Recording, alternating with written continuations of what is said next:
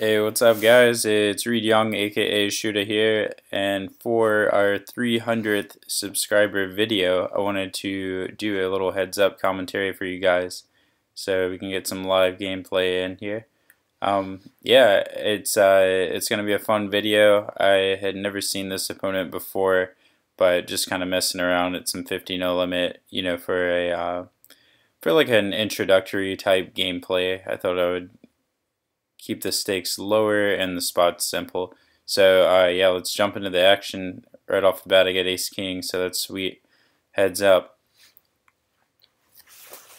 I think actually a lot of the early action, this guy is just going to be going into the tank with a lot of stuff.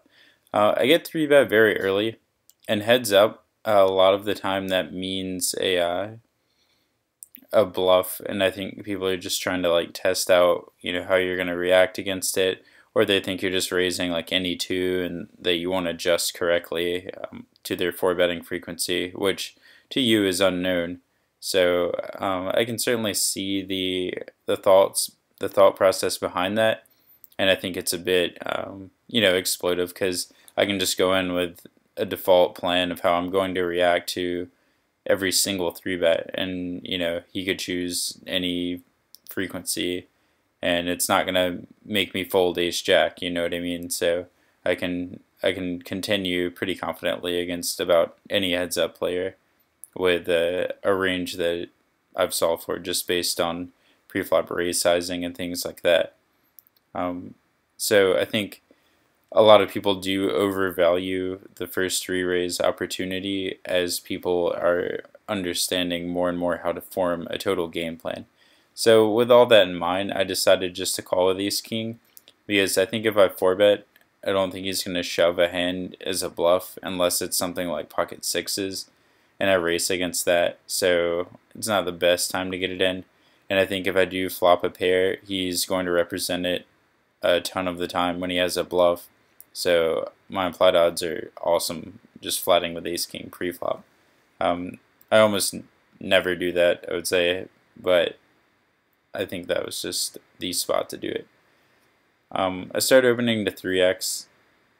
No particular reason. I guess I just think this guy is a likely weaker player and I can get away with opening larger pre-flop. I know I just said he was 3-betting me a lot, but I just trust myself to make good decisions here. Continuation bet the flop. I think it's definitely the correct play, especially with a diamond. I'm comfortable calling a check raise. And being up against a range of hands like straight draws with a diamond, weak pairs, something like ace-4 of spades that wants to semi-bluff and, isn't really that confident about check calling and trying to see a showdown, and stuff just like random flush draws or potentially air and everything in between there. So I think he has a really wide check raising range here, which makes this hand an easy call and an easy continuation bet instead of checking back and playing for pot control or something like that. Heads up, this is a very strong hand. So I turn the flush, and now I'm ahead of his straight draws and things like that that might try to represent the flush on the turn. I'm not sure if he had a hand like king jack if he would be betting it here, but regardless, I'm not going to be folding a hand as strong as the 10 of diamonds. And I still do beat some of his random hands that might also be a flush, like if he has 5s with the 5 of diamonds and he's trying to get some value on the turn from like my 2 pairs or sets or something like that. I think I definitely need to call the turn. And here's a really cool play that I like that I made. I just think since this is right at the beginning of the heads-up match, he has really no reason to check a hand as strong as the ace of diamonds or the king of diamonds on the river. Like optimally and in theory, yes, he should be checking those hands some of the time, but this is 50 no limit heads up, and I don't think he's going to be as well balanced as a higher stakes player would be. And even if that were the case, I think those hands bet much more often than they do check the river. So what I decided to do here is bet about 1/4 pot and try to get called by those hands. Like I was saying, maybe he has pocket nines or maybe he has fives with a diamond. There is some value in this, definitely not a lot, but what this does is it allows me to float the turn if I choose to in the future and bluff rivers. So by betting here and having this as a part of my game plan, now I can bluff with it. And I think a lot of people would just auto take the showdown here. So you definitely want to make sure that you're figuring out all the options, and you also think about future situations and how they're going to affect your game. So if I didn't bet here and checked back, all of a sudden if you go to the same situation a couple hands later and I bet here, I'm really representing the ace of diamonds that I didn't try to 3-bet on the flop or raise on the turn, or maybe the king of diamonds and going for a thinner value. Neither of those might make as much sense, and my range appears to be very polarized. So if I do want to float the turn, I'm protecting my range a little bit here. Probably shouldn't have paused it. I think he's about to tank for like 4 seconds. I guess he probably did have a hand like a set, and I think his turn bet would be fine. Yeah, sorry about the Skype sounds, guys. Just keep forgetting to get off there for whatever reason. Tank, tank, tank, tank.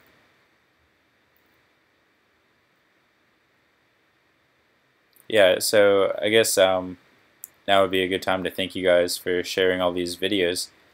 300 subscribers is pretty ridiculous for how long we've been doing this, which isn't that long.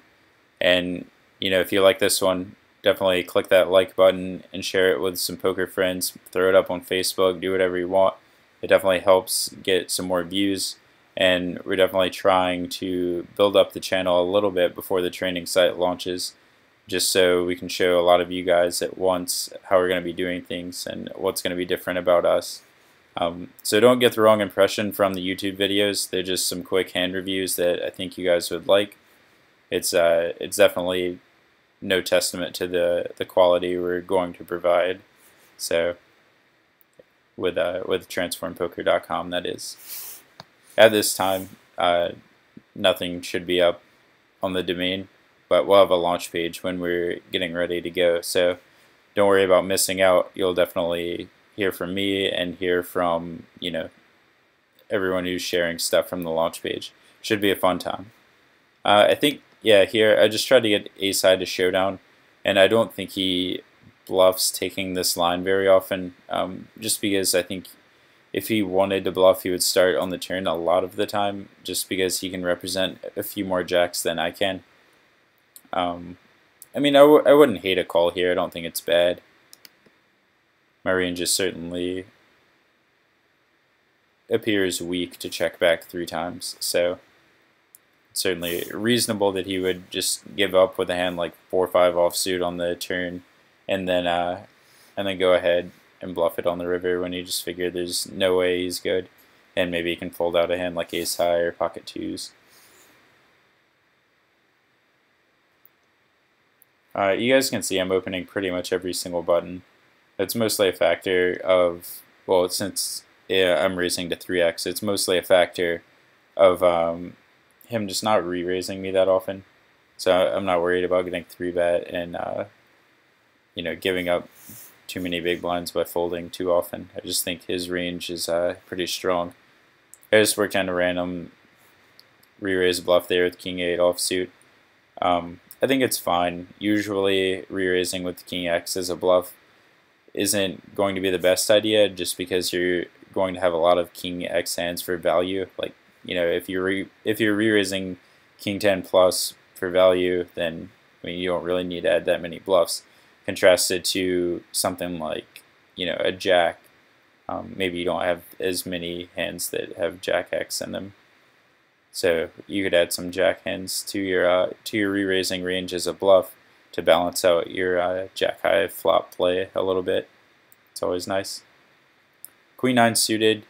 I couldn't fault anyone really for 3-betting this heads up, but I think it plays better to call. The flop goes check check, so I'm putting him on a pretty marginal range here, and I do turn a flush draw to go with my gut shot that I had on the flop. And this is just a definite spot where I want to semi-bluff. I want to balance the times I want to get value from something like Jack 10, so I want to be bluffing here to keep him guessing.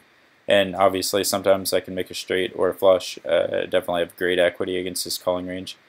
Even a queen or a 9 might be outs. So on the river, keeping with the same game plan, I'm just following through with my bluff. I would expect this to get called fairly often, but really all I'm trying to do here is fold out ace high. I don't expect him to fold a 10 or anything like that. But you need to be bluffing if you're going to be value betting, and so here I'm working in the bluff. Unfortunately, I do get called by ace high. I think it's an okay call. I mean, it's probably very close to break even for him, maybe slightly losing even. But the thinner you can value bet, the better you'll be able to put people in tough spots with hands like ace 4 there. So if I'm not value betting a 10 there, it's very easy for him to call down because my range, but at least it appears to be straight draws and flush draws that missed, and there's a ton of them on the river. So yeah, I think I'm going to wrap up this video here, guys, before it gets too awesome. There's a lot more action to come, so I think I'll put out a couple of other parts if this one gets shared and you guys like what I'm doing here. So let me know in the comments section, and I'll definitely take the feedback to heart and put out videos that you guys like to see within reason before the training site launches. All right, take care, guys.